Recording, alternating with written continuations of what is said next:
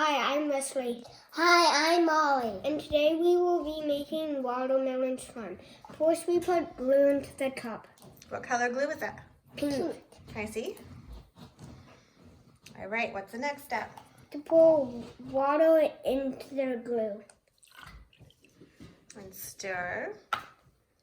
And then now we stir. Slowly. Then what's the next ingredient?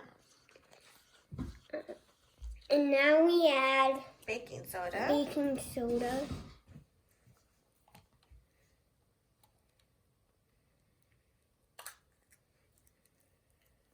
Go ahead and stir. Can I do it? No, it's hard to know. I think it's salted. And what's the next ingredient, Molly? Contact solution. Careful. It might not be ready. I still see white. Okay. Pour the contact solution in. I want to do it. And then what can you add? And now we can add watermelon seeds. Watermelon seeds are optional.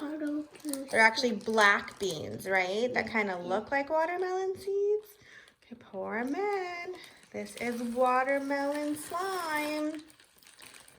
So just continue stirring until it forms a slime. Yeah. All right. Bye, guys. Molly, Wesley. Bye.